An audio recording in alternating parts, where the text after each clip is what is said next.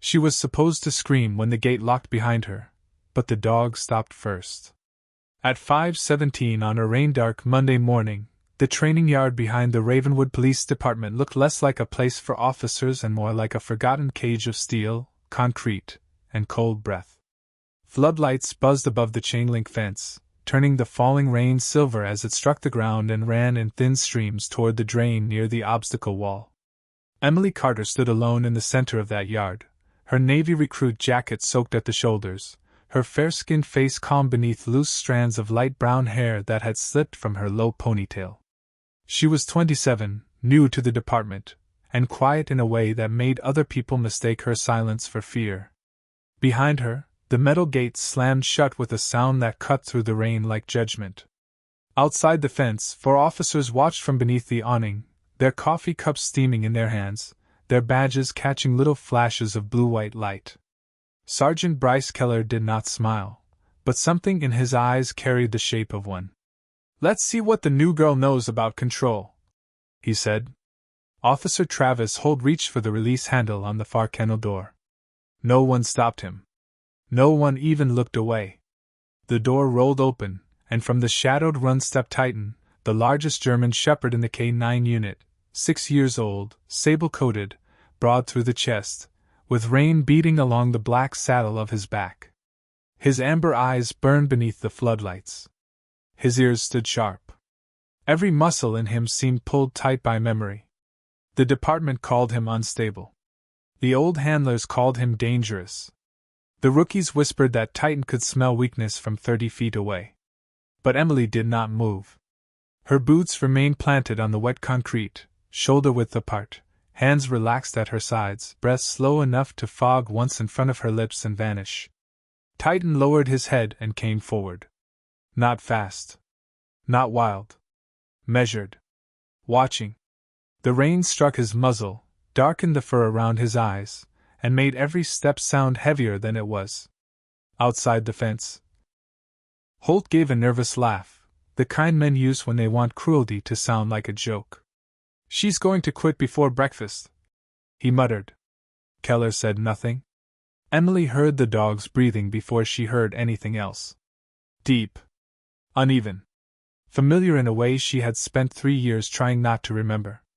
Titan crossed 15 yards, then 10, then 5. His paws splashed through a shallow puddle. His gaze locked on her left hand. The small pale scar across her palm. The scar no one at Ravenwood had noticed. Emily lifted that hand slowly, not as a command, not as a defense, but like someone reaching toward a door she had once opened in the dark. Titan stopped inches from her fingers. The yard went still. Even the officers outside the fence stopped breathing for half a second. Emily's voice came soft enough to be swallowed by rain. "Easy, Titan.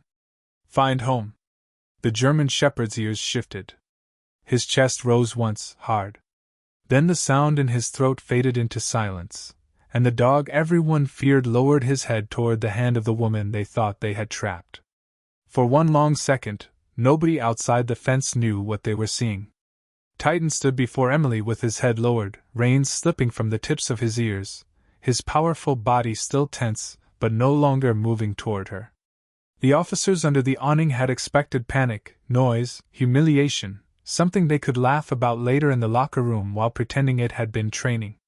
Instead, there was only silence, and in that silence Emily Carter looked less like the new officer they had ignored and more like someone standing in the middle of an old promise. She did not touch Titan yet. She knew better than that. Trust was not taken. It was offered inch by inch, breath by breath, until a wounded animal decided the world might be safe again. 3 weeks earlier, when Emily first walked into Ravenwood Police Department, no one had made room for her. The front desk clerk had glanced at her transfer papers, then at her clean boots, then back at the papers as if something did not add up. Her uniform had fit too neatly. Her voice had been too calm. Her fair skin, pale from a long northern winter, made the dark circles beneath her gray-blue eyes stand out like soft bruises made by sleeplessness rather than harm. She carried one duffel bag, one small field notebook, and a folded photograph she never let anyone see. Captain Nathan Brooks had met her in the hallway outside the K-9 wing, a tall, steady man with silver at his temples and the tired patience of someone who had spent years sorting truth from noise. He had read her file twice before saying her name. Emily Carter. State certification. Animal behavioral response. Tactical support clearance. Clean record. Too clean, Sergeant Bryce Keller had said from the doorway, his arms crossed over his chest, his gaze moving over her as though she were equipment that had arrived damaged.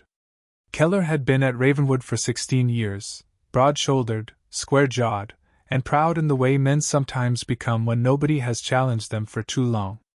Beside him stood Officer Travis Holt, younger, louder, with a grin that always arrived a moment before kindness should have.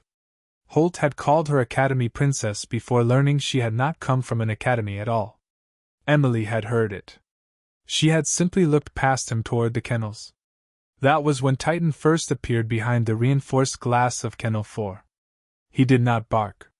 He did not jump. He stood in the rear shadow, sable coat dark against the concrete wall, amber eyes fixed on her left hand as if the years between them had folded in half. Emily felt her pulse shift once. Not fear. Recognition. Dr. Hannah Reed, the department veterinarian, noticed it from across the room. So did Keller, though he understood none of it. All he saw was a new girl staring at the one dog no one wanted to handle. All he heard was his own pride telling him she needed to be taught her place before she learned the truth. Titan had not always been kept behind reinforced glass. Long before Kennel 4 became the place rookies whispered about, he had been the pride of Ravenwood, a German shepherd so disciplined that children at school demonstrations used to clap when he found a hidden training pouch in less than 10 seconds. He could track a glove across a crowded park, sit steady beside a running patrol car, and ignore sirens, shouting, and thunder as if the whole world were only background noise. His first handler, Officer Daniel Price, had called him a gentleman in a fur coat. Dr. Hannah Reed remembered those days clearly. She remembered Titan walking through the clinic doors with his head high, amber eyes bright, tail level, waiting for permission before taking one biscuit from her open palm. But something had changed after the North Warehouse incident, the one nobody at Ravenwood liked to discuss in full sentences. The report said Titan had refused a direct command during a high-pressure search. The report said his behavior had become unpredictable. The report said additional control methods were required. Reports could say many things without telling the truth. What Hannah saw was different. She saw a dog who lowered his head whenever a certain metal training collar clicked. She saw his ears flatten when Keller stepped too close.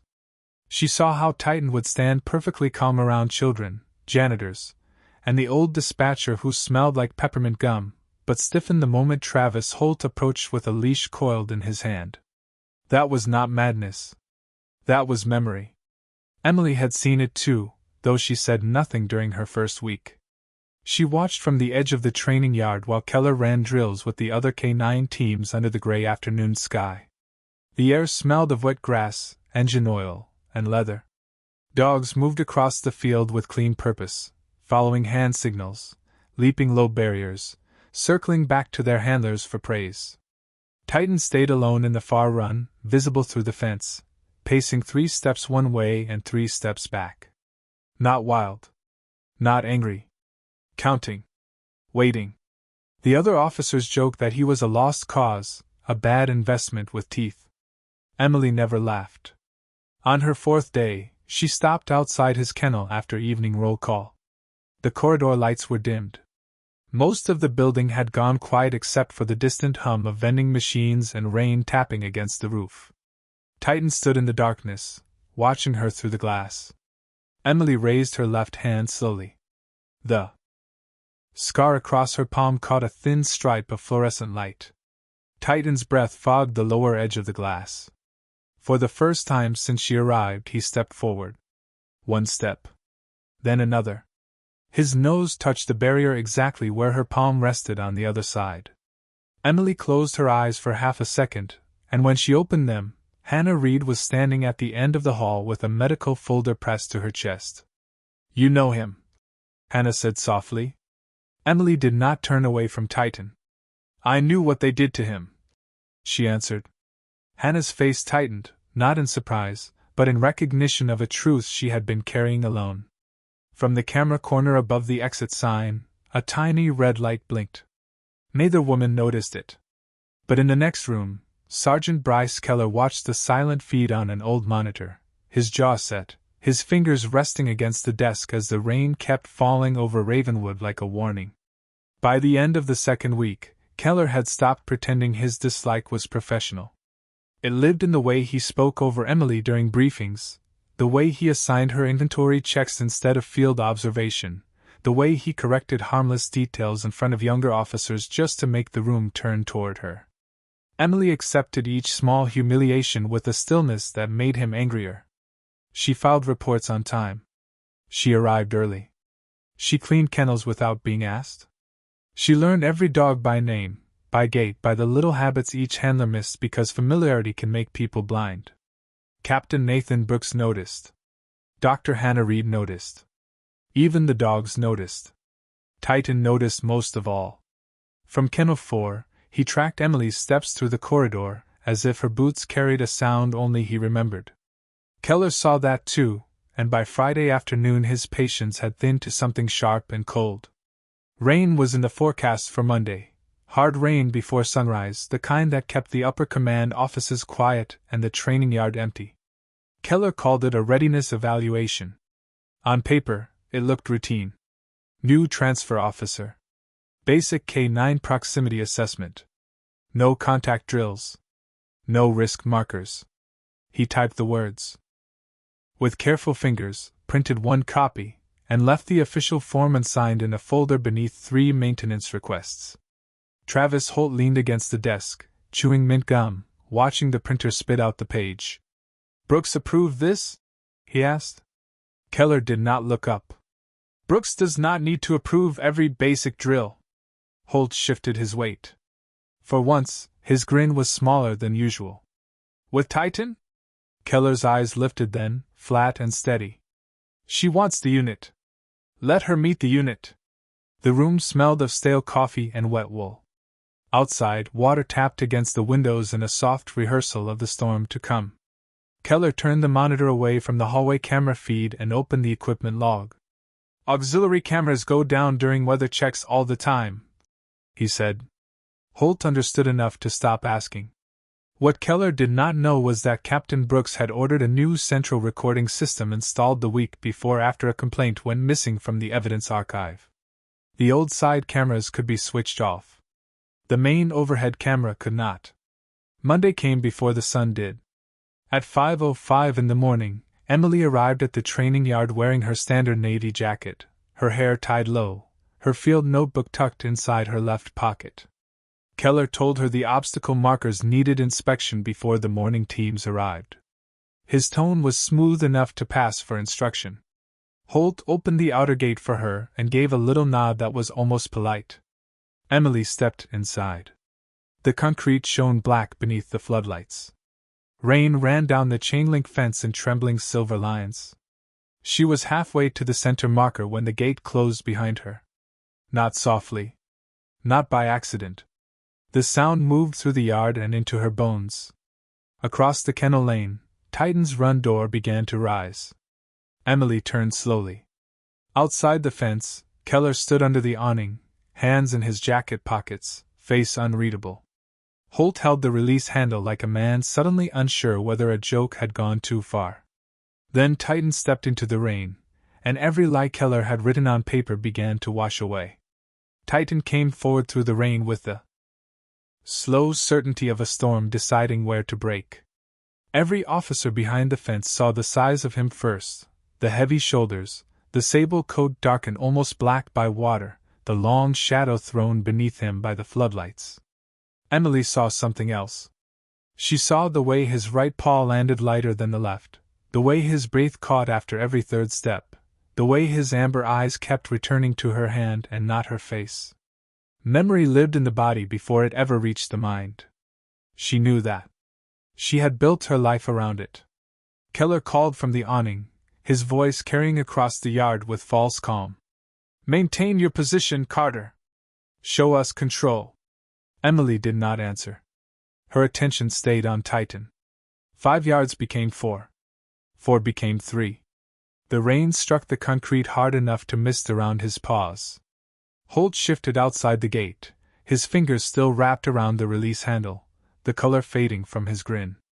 He had expected noise. He had expected Emily to pound on the fence, to plead, to prove Keller right. Instead, she lowered her chin and let her shoulders soften. That tiny change moved through Titan like a bell from another life. His ears twitched. His pace slowed. Emily lifted her left hand, palm facing down, the pale scar across it shining faintly beneath the wet floodlight glow. 3 years vanished in a breath. The State Rehabilitation Facility. The quiet room at the end of a cinder block hall. A younger Titan pressed into a corner, refusing food, refusing sleep, trembling at the sound of metal against metal. Emily sitting on the floor 10 feet away, never reaching, never forcing, reading out loud from an old training manual just so he could hear a human voice that asked nothing from him. Day after day. Hour after hour. Until one evening, during a thunderstorm, he had crossed the room and rested his nose on her open palm. That was the first time she had whispered the words. Easy, Titan. Find home. Now, in the Ravenwood yard, she said them again. Not louder. Not sharper. Just true. Easy, Titan. Find home. The German shepherd stopped so close that Emily could feel the warmth of his breath against her fingers. The yard seemed to hold itself still. Rain slid down Emily's cheek and gathered at her jaw, but she did not blink. Titan's gaze moved over her hand, her sleeve, her face. His chest rose once. Then his whole body changed. The tightness left his back. His head lowered. His ears softened. The dog Keller had described as uncontrollable took one careful step closer and pressed his nose beneath Emily's scarred palm. Holt whispered something that did not become a word. One officer under the awning set his coffee down without looking at it. Keller's expression hardened, but beneath it, something cracked. Emily finally touched Titan, 2 fingers resting between his ears, light as prayer. There you are, she breathed. Titan closed his eyes for half a second, and the rain around them no longer sounded like a warning. It sounded like the world washing the name of a good dog clean. The moment Titan accepted Emily's hand, the yard stopped belonging to Keller. It belonged to memory. It belonged to the quiet room at the State Canine Recovery Center, 3 years earlier, where Emily Carter had first learned that a broken reputation could be built on paperwork and fear. Back then, Titan had arrived in a transport crate with no name spoken kindly, only a case number clipped to the door and a warning written in red marker across the intake sheet. Do not handle without 2 officers present. Emily had been 24, younger than most specialists in the program, with pale hands, steady eyes, and a patience some people mistook for softness. She did not open the crate right away. She sat on the floor outside it, 5 feet back, with a paper cup of coffee cooling beside her and a worn training journal resting on her knee. The room smelled of disinfectant, damp fur, and the metallic tang of fear that seems to linger after people have tried too hard to control what they did not understand. Titan would not look at her at first. He kept his body turned toward the back wall, every muscle braced, ears shifting at each hallway sound. A leash clip. A rolling cart. A door closing too fast. Each small noise carried him somewhere he did not want to go. Emily noticed the pattern before anyone else did. He was not resisting commands. He was surviving them. For 7 days she asked nothing. She brought food and left it near the crate. She read traffic reports, children's books, old field manuals, anything that gave her voice a rhythm without pressure.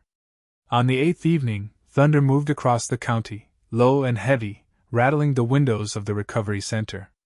Titan trembled once, then stilled, fighting himself as if even fear needed permission. Emily placed her left hand flat on the floor, palm down, scarless then, open and unmoving. Easy, she whispered. Find home. It was not a formal command. It was something her grandfather had said to frightened horses on his small farm outside Cedar Falls, Iowa, when the wind scared them and the barn lights flickered. Easy. Find home. Titan did not come that night. But he listened. 2 weeks later, he crossed the room and touched her palm with his nose. A month after that, he followed her through the yard without a leash, not because he had been forced, but because he had chosen.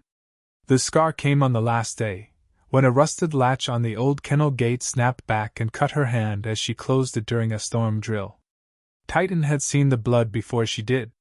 He had pressed his shoulder against her leg and refused to move until the nurse arrived. After that, he remembered the scar as if it were part of her name. Now, in Ravenwood, with rain sliding over them and officers watching through the fence, Titan remembered all of it. He remembered the voice that waited. The hand that never grabbed. The woman who had taught him that obedience without trust was not loyalty. Emily looked past his wet ears toward Keller, then toward Holt, and her expression did not harden. It only became clear. He was never dangerous, she said softly, though the words carried. He was afraid of being misunderstood again. Titan shifted beside her and turned his body between Emily and the gate, not as a weapon, not as a threat, but as a living answer to every lie written about him. Titan stood between Emily and the locked gate with the steady weight of a truth no one could push back into the dark. His body was calm now, rain tracing silver lines along his sable coat, his amber eyes no longer searching Emily's face but fixed beyond the fence where Sergeant Bryce Keller stood under the awning. Keller had spent years mistaking control for respect. He had mistaken silence for weakness. And now, with every officer watching, the one dog he had used to test others refused to answer him. Titan! Keller called, his voice sharp enough to cut through the rain. Front! The German shepherd did not move. Keller stepped closer to the fence, boots splashing through the runoff near the drain. Titan! Front! Still nothing. Only the low hum of the floodlights, the patter of rain, and the slow, even breath of a dog who had finally heard the right voice. Emily kept one hand resting lightly near Titan's shoulder. She did not grip his collar. She did not hold him back.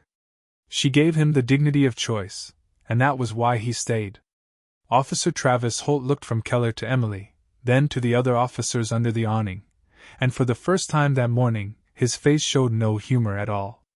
Sergeant, he said quietly, maybe we should open the gate. Keller's jaw tightened. Stand down. She is inside with him. She is handling him, is she not? The words landed ugly, and everyone felt it. Emily heard them, but her gaze stayed on Titan. The dog's ears shifted at Keller's tone, not with obedience, but with recognition of a sound that had once meant pressure, confusion, and blame. Emily leaned closer, her voice barely above the rain. You are safe. Titan exhaled. Then Keller reached for the gate keypad. Not to open it. To override the yard controls. A warning beep sounded from the side panel. The kennel door behind Titan began to rattle as the system reset. Hannah Reed appeared at the far walkway in a gray raincoat, breathless from running across the parking lot, medical bag bouncing against her hip. Stop the reset, she called. That alarm will stress every dog in the wing. Keller turned on her. Doctor, stay out of this. But Hannah did not stop. She walked straight into the rain, her dark hair coming loose from its clip, her eyes fixed on Titan with the heartbreak of someone who had been right for too long and ignored for longer. He is not failing the drill, she said. The drill is failing him. At that moment, a door opened above the yard. Captain Nathan Brooks stepped onto the second-floor observation balcony in his uniform jacket, his silver hair damp at the edges, his face still and unreadable. Behind him, through the glass, the main monitor glowed blue. Every second had been recorded. Keller saw it. Holt saw it. Emily saw only Titan. Brooks looked down at the yard and spoke with a calm that carried farther than anger ever could. Open the gate. Keller did not move. Brooks repeated himself, slower. Open it now. Holt swallowed, stepped forward, and pressed the release. The lock clicked.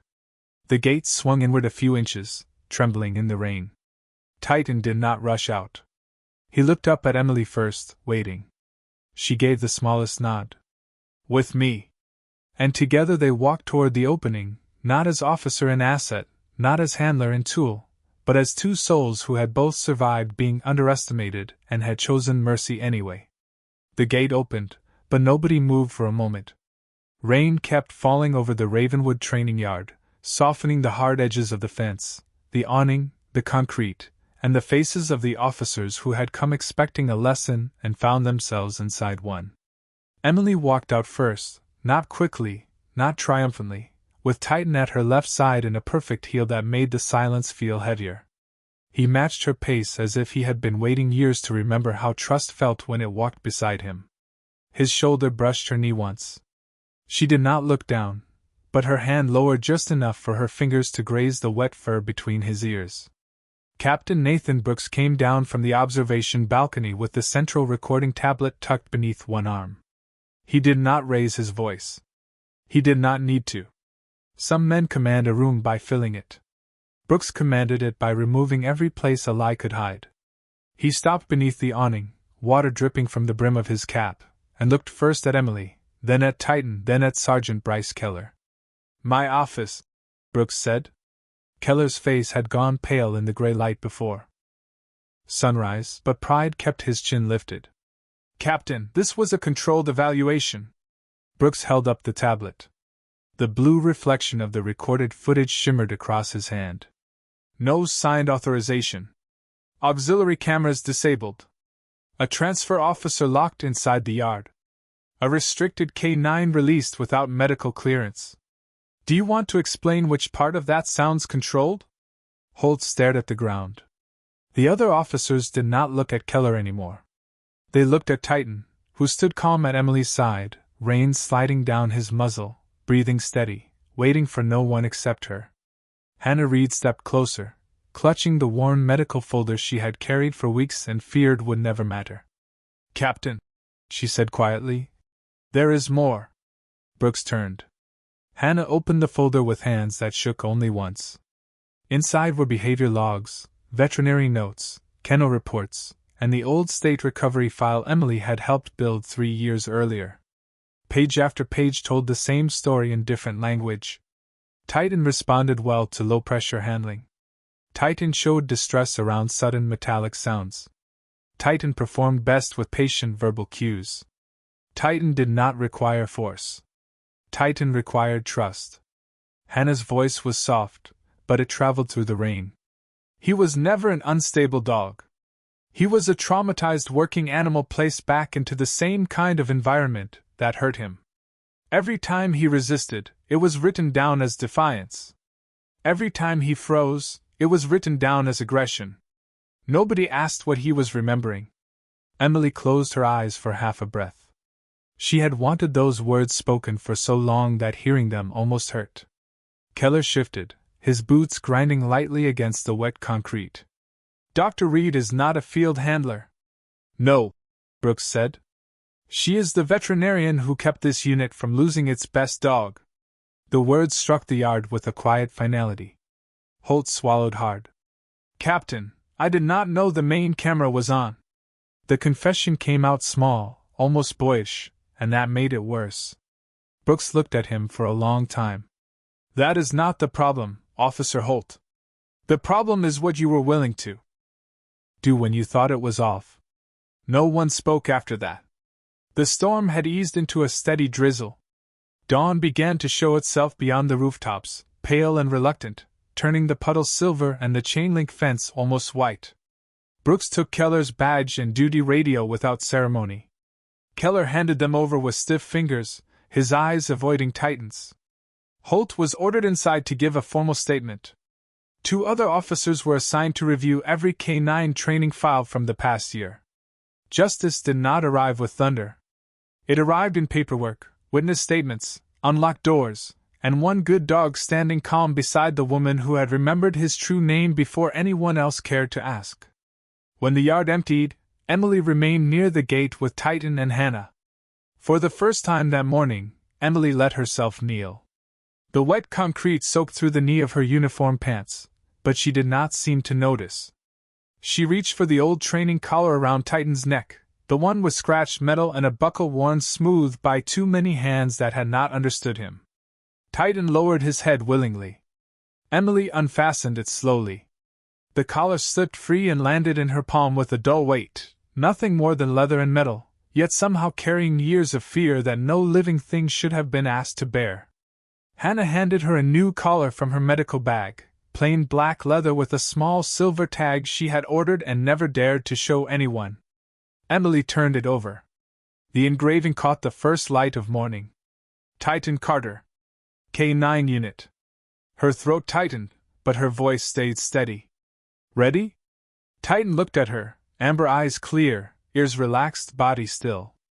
Emily fastened the new collar around his neck. Not too tight. Not too loose.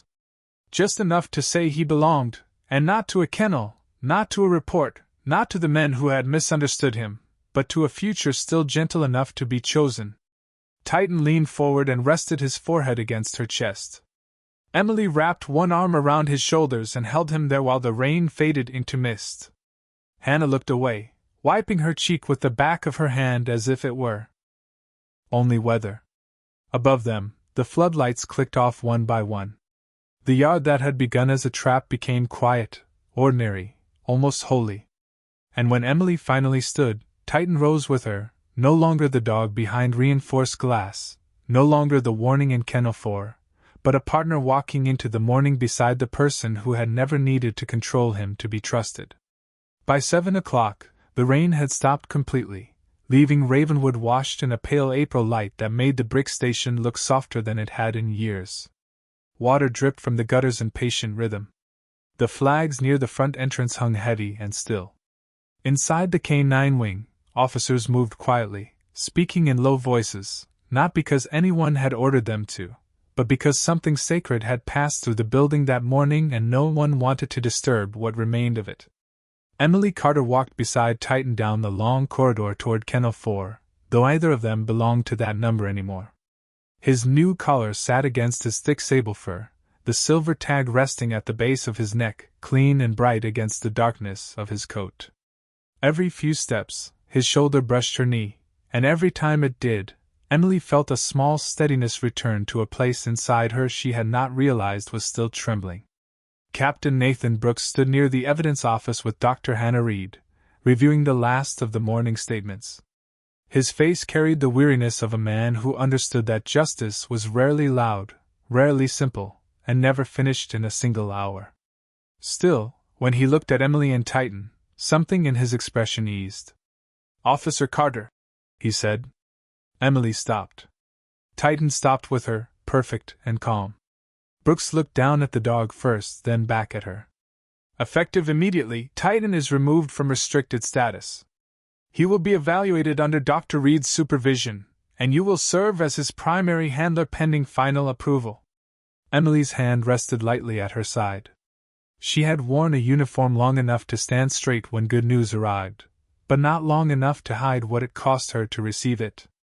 "Thank you, Captain." Brooks nodded once. "Do not thank me for correcting what should never have been wrong." Hannah smiled faintly, though her eyes were wet. "He already knows who his handler is," she said. Titan looked up at Emily at the sound of her voice, as if the word handler mattered less than the presence of the woman attached to it. Emily knelt in front of him. Morning light slipped through the narrow windows and fell across the floor in clean gold bars. She placed both hands along the sides of his face, feeling the warmth beneath the wet fur, the living pulse of a creature who had been called broken because no one had been quiet enough to hear him. "You did good," she whispered. Titan leaned into her hands and gave one slow blink, the kind of trust no badge could command and no order could manufacture. Later that week, Kennel 4 was changed. The reinforced glass came down. The old warning label was removed from the door. Hannah replaced the harsh metal bowl with a heavy blue ceramic one, the kind that did not clang when moved. Emily brought a folded blanket from her apartment, dark green and worn at the edges, smelling faintly of cedar soap and home. Titan sniffed it once, circled twice, and settled on it with a long sigh that seemed to leave not just his lungs, but the whole history of what he had survived. Officers passed by more slowly after that. Some looked embarrassed. Some looked ashamed. A few stopped and said his name gently, as if learning it for the first time. Emily never forced him to greet them. She let Titan choose. That became the new rule in small ways before it became policy on paper. Choice before pressure. Trust before command. Patience before pride. 3 months later, on a warm summer morning, Emily and Titan visited a local elementary school for a safety demonstration. The gym smelled of floor polish, crayons, and paper lunch bags. Children sat cross-legged in bright rows while Titan lay calmly at Emily's feet, his ears relaxed, his eyes soft. A little boy in the front row raised his hand and asked if police dogs were brave because they were never scared. Emily looked down at Titan. He looked back at her. For a moment, she saw the rain, the locked gate, the old collar in her palm, and the way one good dog had chosen mercy when people expected fear. Then she looked at the child and answered carefully. "No," she said. "Being brave does not mean you are never scared. It means someone helps you feel safe enough to do what is right." The gym grew quiet in the way children become quiet when truth finds them before they have words for it. Titan stood then, not on command, but because Emily shifted her weight. He stepped close and rested his head against her leg. The children smiled. One teacher looked away quickly, wiping at her eyes. Outside, sunlight poured across the school parking lot, bright and ordinary, touching patrol cars, yellow buses, and the green leaves trembling in the breeze. Some stories do not end with applause. Some end with a door left open, a collar that no longer hurts, a hand offered without force, and a soul that finally understands it was never too late to come home.